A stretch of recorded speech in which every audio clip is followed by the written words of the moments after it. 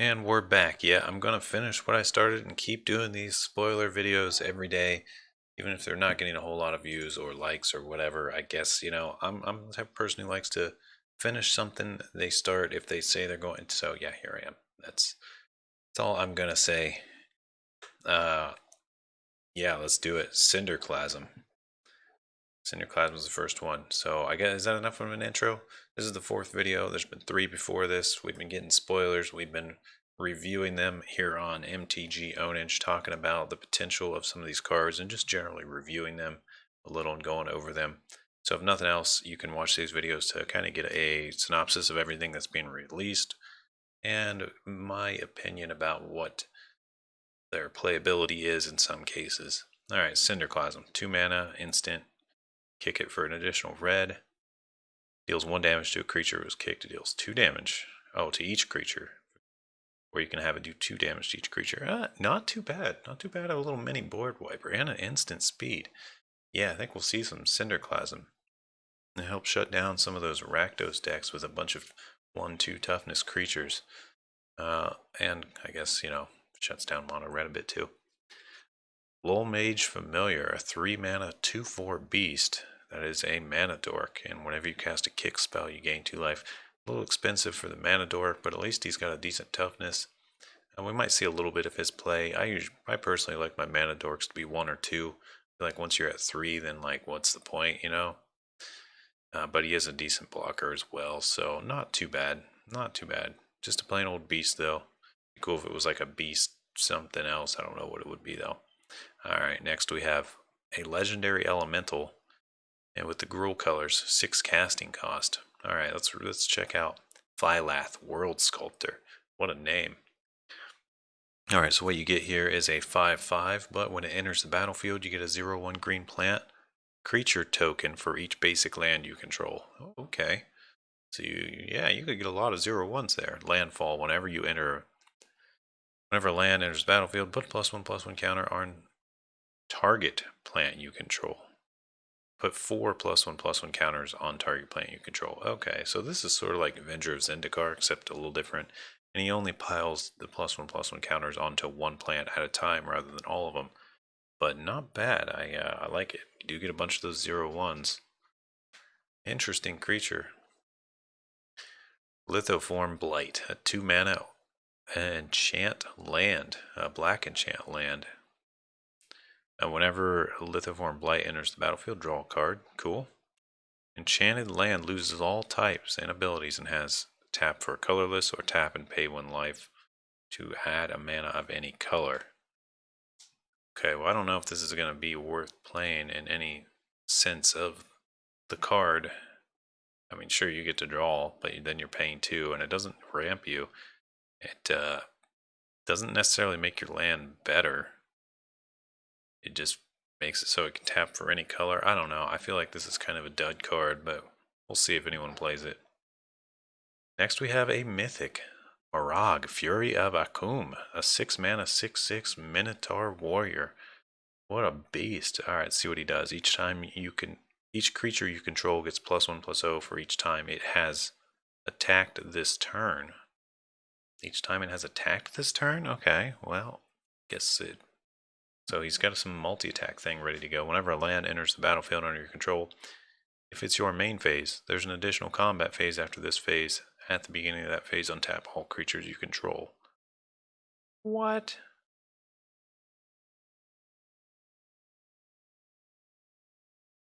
Okay, so you want to play your land on second main with him. Well, this creature might be a little insane. He is legendary, big old Minotaur warrior. Okay, so let's hypothesize a little bit.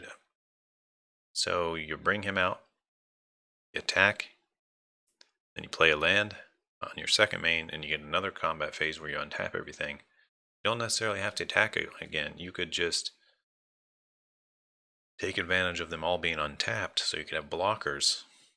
So yeah, even if you don't want to attack a second time while you have him in play, you at least get an untap. Pretty interesting. This guy is pretty good. He's really expensive, obviously, but wow, that could really bring home a game. That ability right there. Alright, let's go to the next one. Just a Troll Warrior. 3/3 for 3 in the green common slot. Light, nice art though, and it's all right. We got some. I don't know what this is. Some other language. Saprolanes of Marasa or something. It's a 3 mana 3/3 creature, which has, I guess, kicker of additional 2. Not sure what it does. Something about it coming onto the battlefield does something.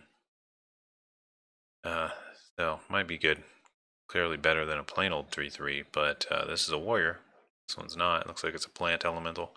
Alright, next we have another mythic Sea Gate Restoration, a 7 casting cost sorcery modal card. And it's draw cards equal to the number of cards in your hand plus 1. You have no maximum hand size for the rest of the game. This is pretty big. The only bad thing about it is that it's a sorcery. And this big casting cost means you basically have to tap out. I guess if you have a ton of mana in the late game, it won't matter too much, but being that you have to tap out, your opponent gets an open turn. But that could be a lot of cards. That could be like draw 7 cards and no maximum hand size for the rest of the game is always super nice, especially in decks that tend to draw a lot of cards, like blue decks in general. And on the other side, it has just an island. Really cool.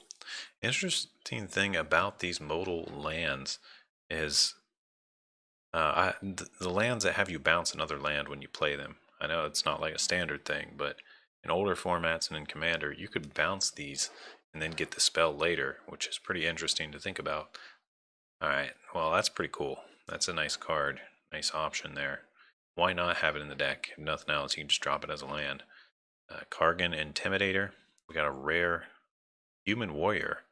2 mana for a 3/1. And cowards can't block warriors. Well, that's generally true. Choose. Okay, you can pay 1 to choose one that hasn't been chosen this turn. Kargan Intimidator gets +1/+1. Target creature becomes a coward. Target warrior gains trample. This is really good. This card is solid. Okay, it's a 3/1 for 2, which is, not great. But you can activate each of these abilities, so you can pump up to 3 mana. You can make him a 4/2. You can make him unblockable by something, and you can even give him or someone else trample. I'm going to say that this card is solid. Kargan Intimidator. We're going to see him played for sure. Going to be easy to kill with that 1 toughness, but also he's just going to be a nice guy to get through and do some 4 damage a lot of times, so pretty good for the aggro. Iridescent Horn Beetle, a 5 mana 3/4 insect. At the beginning of your end step, create a 1/1 insect token for each +1/+1 counter you've put on creatures under your control this turn. A little expensive, but a cool ability if you're trying to get a bunch of insects and do something crazy there. It could be a lot. In theory, if you put an infinite +1/+1 counters on something somehow, you could also get infinite insects. So this is a card that could kind of go crazy. If you've already got some combo that's popping off with +1/+1 counters, it's just an additional pop off. Pretty cool. I like the card. I don't think it'll see play just because its casting cost is too large for its power toughness, but a neat card to have around nonetheless. Cunning Geyser Mage, a 3 mana 3/2 human wizard. Kicker of 3 additional, so you could play it for 6. Let's see. When Cunning Geyser Mage enters the battlefield, if it was kicked, return up to one other target creature to its owner's hand. What? This card's terrible. Well, it is just a common, but 6 to bounce something and get a 3/2 is pretty awful.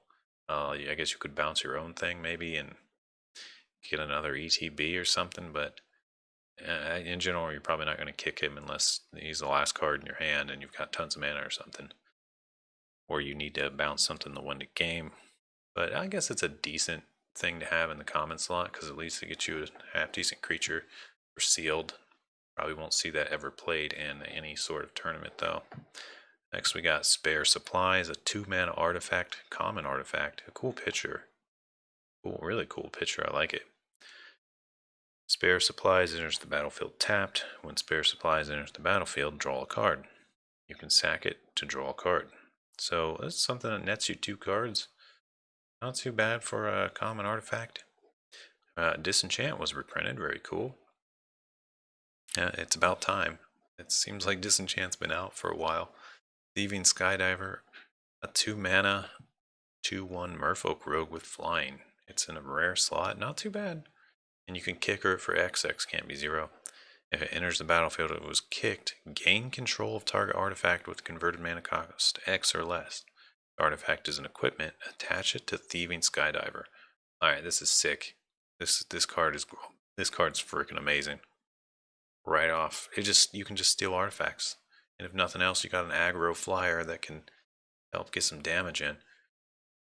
But most likely, well, I don't see a whole lot of decks playing artifacts recently, but just having the option to steal people's equipments and artifacts is nice, especially in like commander formats. This is a super cool card. I wants it.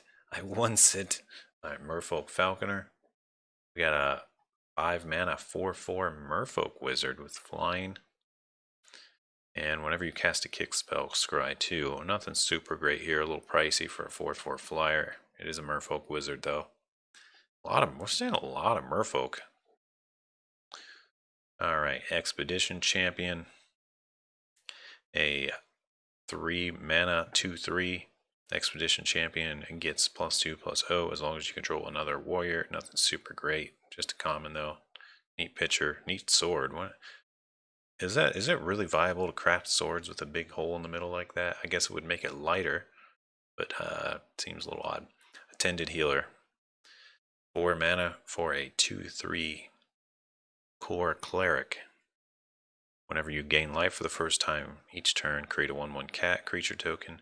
You can pay 3 to have another target cleric gain lifelink until the end of turn. Not too great in my opinion. Sure, you can get some cats out of it, but only up to 1 per turn. And it's a bit pricey for a 2/3, and it's not the greatest mana dump ability, especially since it can only target clerics. I suppose there's some decent options with it, but I don't think we'll see that played too much. Next we have Royal Eruption.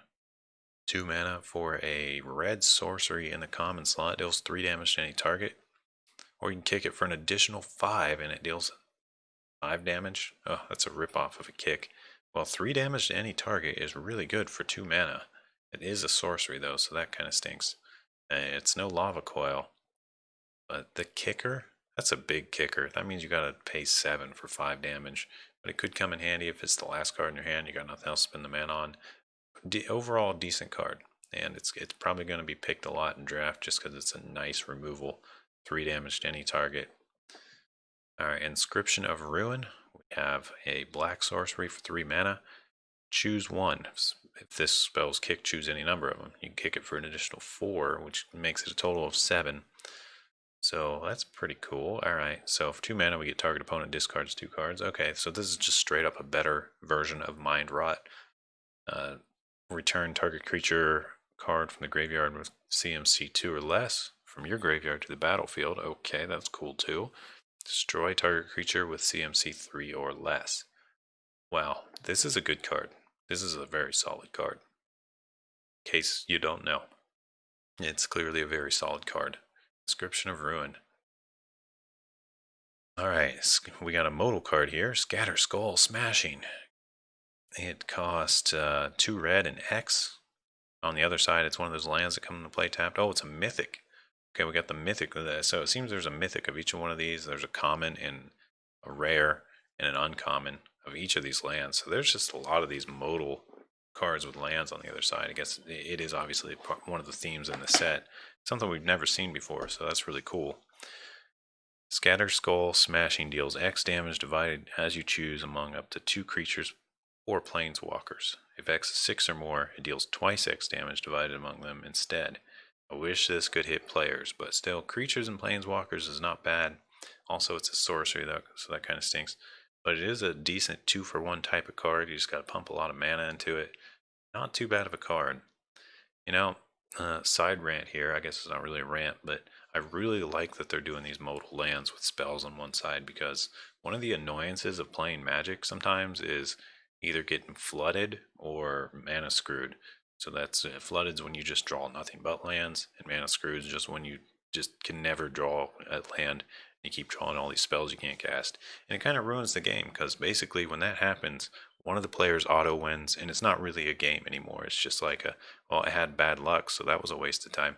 But with these modal cards, it's going to eliminate some of that factor, because you're getting too many lands, you can use the spell. If you're not getting enough, you can use the land. And I really like that. I think it's going to improve the overall uh, funness of the game. But on the flip side, pun not intended, but it's a decent pun.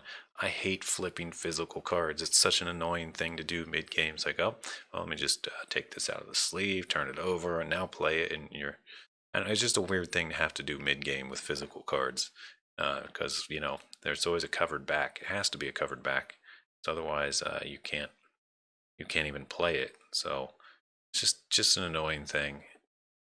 I don't know how to get over it. I don't know the answer to that, but with digital, it's no problem because they can just do it digitally, of course. All right, let's move on. Crag Plate Baloth. It's a rare beast, 7 mana, 6/6. Can't be countered. Hexproof, haste. Well, pretty expensive for a 6/6, but it's nice that it can't be countered and it has hexproof and haste, so that's pretty cool. But you can also kick it for an additional 3, which gives it a 10 casting cost. That's huge casting cost. If it was kicked, it comes with 4+1/+1 counters on it. So I guess at that 10 cost, it's a 10/10 for 10 with hexproof haste, can't be countered. Too bad it doesn't have trample though. This is going to get chumped all day, but other than that, it's pretty sweet. Alright, we got some Chinese card here. I cannot read. It looks like it's a modal though, a rare modal black card. So what do we got on the other side? Okay, just a land. But on this side, I'm not sure what this is. I'm guessing it's a sorcery. Cost 4. Has some mention of 1 mana there. No idea what it does, but cool nonetheless. Like seeing these modal cards. And we have Gazul's Fury. Oh, it's a fling. It's a fling that costs 1 more, and on the other side is a land that comes in play tapped. Cool. Nice. Yeah, that's the thing about fling, is sometimes you just have no use for it, and this gives you the option of having a land, so cool. And last but maybe least, I don't know, we'll see. Kabir Takedown deals damage equal to the number of creatures you control to target creature planeswalker. So it's a white card. It's a 2 mana instant that just executes a takedown on a creature or planeswalker, and the damage is equal to the number of creatures you control. So that could be big, it could be small, but if nothing else, it's at least a land on the other side that comes into play tapped. So cool, we got some really nice ones on September 4th. I think the big ones here are Cinderclasm, the Phylath, World Sculptor, Orang Fury of Akum. I like seeing this guy, he looks really fun to play. Seagate Restoration is huge. Kargan Intimidator is pretty good. What else did we see that was pretty good? Thieving Skydiver is really cool, really cool. I don't think it's going to be good in standard, but it'll be decent sideboard. Or if you're playing aggro blue that just has a bunch of flyers, awesome. We're seeing Royal Eruption as a new removal spell. Unfortunately, it's sorcery, but yeah, no. Inscription of Ruin, a super good black sorcery. Shatter Skull Smashing, really nice spell. What else are we seeing? This black modal card might be good, not sure. A new fling and a white removal spell. So some really decent stuff we're seeing on September 4th. Thanks for watching. I'll see you guys in the next one.